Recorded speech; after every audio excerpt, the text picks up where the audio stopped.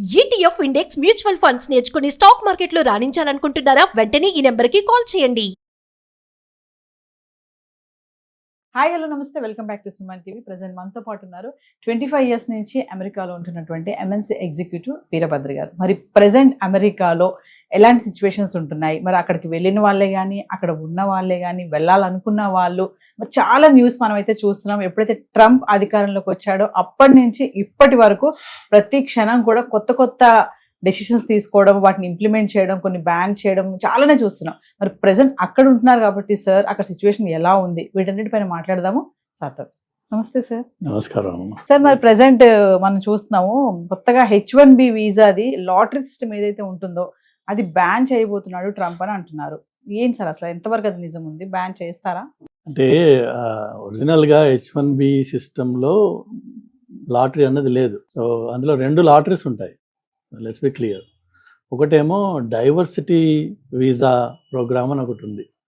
అది ఎప్పుడో 90స్లో George H.W. Bush, అంటే జార్జ్ బుష్ వాళ్ళ ఫాదర్ ప్రెసిడెంట్గా ఉన్నప్పుడు పాస్ చేశారు. ఇండియా లాంటి కంట్రీస్కి అది వర్తించదు. చాలా మటుకు ఈ ఆఫ్రికన్ కంట్రీస్, చిన్న చిన్న కంట్రీస్, వీటికైతే ఎక్కడైతే రిప్రజెంటేషన్ తక్కువ ఉంటుందో అక్కడి నుంచి వాళ్ళు వీసా అప్లై చేసుకున్నట్టయితే, ఇన్ఫ్యాక్ట్ వాళ్ళది H1B కాదు, వాళ్ళకి డైరెక్ట్గా వాళ్ళు గ్రీన్ కార్డ్ ప్రాసెస్లోకి వెళ్తారు. వాళ్ళు దానికి లాటరీ ఇస్తారు. ప్రతి కంట్రీకి కొంత కోటా ఉంది. ఎవ్రీ ఇయర్ ఆ లాటరీ జరుగుతుంది. వాళ్ళు డైరెక్ట్గా లాటరీలో ఎవరైతే పిక్ అవుతారో వాళ్ళు అమెరికాకి గ్రీన్ కార్డ్ తోటి వస్తారు. వాళ్ళు అది ఒక డైవర్సిటీ లాటరీ, వీసా లాటరీ.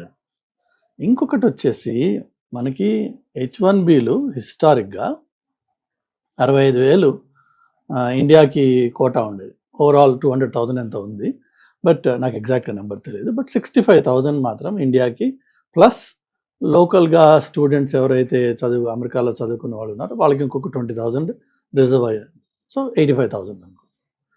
కానీ గత 10 ఏళ్ళుగా, అంటే ట్రంప్ రాకముందు వరకు మార్కెట్ ఎప్పటివరకు అయితే బాగుందో, ఎవ్రీ ఇయర్ అప్లికేషన్స్ ఈ 65,000 లిమిట్ కంటే ఒక్కోసారి 2 రెట్లు 3 రెట్లు కూడా వచ్చిన దాఖలాలు ఉన్నాయి.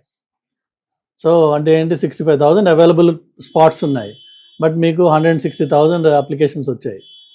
ఇందులో ఎలా వీళ్ళని డిసైడ్ చేయాలి అంటే దానికి లాటరీ సిస్టమ్ పెట్టారు. ఆ లాటరీ సిస్టమ్ కూడా లాస్ట్ 5-6 ఇయర్స్లో ఇప్పుడు పెట్టారు తప్ప అంతకుముందు లేదు అది. ఎందుకంటే క్రౌడ్ పెరిగిపోయింది. సో ఇప్పుడు వీళ్ళు అనేది ఏంటంటే, ఫస్ట్ ఆఫ్ ఆల్ ఈ లేటెస్ట్ రెస్ట్రిక్షన్స్ వల్ల మొట్టమొదట మీకు H1B మీద ₹1,00,000 అడిషనల్గా కట్టాలి అని పెట్టారు. దాంతో మోర్ దెన్ 50% ఎవరైతే నో ప్రామినెంట్ స్పాన్సరర్స్ ఉన్నారో వాళ్ళు బ్యాక్ ఆఫ్ అయిపోతారు. అంటే ఫర్ ఎగ్జాంపుల్, మీరు ఎవరన్నా ఇండియా నుంచి తీసుకురావాలి, ఇంతకు ముందు 65,000, 70,000, 80,000 పెట్టి ఒక ఎంప్లాయీని, ప్రాస్పెక్టివ్ ఎంప్లాయీని తీసుకురాగలిగితే, ఇప్పుడు ఆ 80,000 ప్లస్ 100,000 అంటే $1,80,000 కట్టి, ఎవరైతే ఇంతకుముందు 80,000కే తెచ్చేవాళ్ళమో ఇప్పుడు 1,80,000 కట్టాలి. దానివల్ల ఈ 65,000 అప్లికేషన్స్ ఈ ఇయర్ నుంచి సబ్స్టాన్షియల్గా తగ్గిపోతాయి. ఆల్రెడీ చాలామంది మన ఇండియన్ కంపెనీస్ చెప్పారు కూడా, will stop sponsoring H1B visas అని చెప్పారు. సో మెల్లిమెల్లిగా ఆ H1B శకం అయిపోతుంది. ఇక మీకు అసలు 65,000కి 65,000 అప్లికేషన్సే లేకపోతే లాటరీ అనేది ఎందుకు? ఇంకా లాటరీ ఉంటే ఏంటి, లేకపోతే ఏంటి? సో అది ఆ పుకారు ఎవరు లేపారో నాకు తెలియదు, కానీ అందులో ఏమాత్రం పసలేదు. అసలు విషయం ఏంటంటే, Canada, Australia and New Zealand already గత 30 ఏళ్ళుగా ఒక particular process of granting visas ఉంది వాళ్ళకి. అందులో కొంత స్కోరింగ్ మెకానిజం ఒకటి ఉంటుంది. మీరు డిగ్రీ చేసి, స్టెమ్ డిగ్రీ అయితే దానికి ఎన్ని పాయింట్స్, మీ ఏజ్, మీ ఎక్స్పీరియన్స్, మీ మ్యారిటల్ స్టేటస్, ఇట్లా రకరకాల డెమోగ్రాఫిక్స్ని బట్టి పాయింట్ సిస్టమ్ ఇచ్చి, ఆ పాయింట్స్లో అబౌవ్ సర్టన్ పాయింట్ లెవెల్ వాళ్ళకి ఎలిజిబిలిటీ ఉంటుంది ఇమిగ్రేషన్ అప్లై చేసుకోవడానికి. సో దెన్ ఆ విధమైన వెయిటెడ్ పద్ధతిని అమెరికాలో కూడా ఇంట్రొడ్యూస్ చేయాలని చెప్పి ఈ గవర్నమెంట్కి చాలా ఇంట్రెస్ట్ ఉంది. మొదటి నుంచి చెప్తున్నారు. ఏంటంటే వాళ్ళు అనేది, ఇప్పుడు అమెరికాలో 3,000 కాలేజీలు ఉన్నాయి, అలానే యూనివర్సిటీలు ఉన్నాయి. ఇండియాలో కూడా మనకి బోల్డ్ వందల్లో, హైదరాబాద్లోనే ఉన్నాయి కొన్ని వందల్లో అన్నిటికీ ఒకటే లెవెల్ ఆఫ్ రికగ్నిషన్ లేదు. ఇప్పుడు ఐఐటి ఐఐఎంలు ఎలాగా మనకి గొప్ప పేరు ఉంది, తర్వాత ఎన్ఐటి, తర్వాత ఇంతకుముందు అలానే జేఎన్టీయు, ఇలా కొన్ని ప్రామినెంట్ నేమ్స్ ఉన్నాయి. దాని తర్వాత మిగిలినంతా కలగూరగంప ఇది. సేమ్ అమెరికాలో కూడా ఐవీ లీగ్ స్కూల్స్ అని ఒక 22 ఉన్నాయి. దాని తర్వాత ఐవీ లెవెల్లో ఉండే నెక్స్ట్ బ్యాచ్ ఈక్వల్లీ ఎక్స్పెన్సివ్ కొన్ని ఉన్నాయి. ఇక నెక్స్ట్ ఈచ్ స్టేట్కి కొన్ని మంచి కాలేజెస్ వాటి ప్రామినెంట్ నేమ్ ఉన్నవి కొన్ని ఉన్నాయి.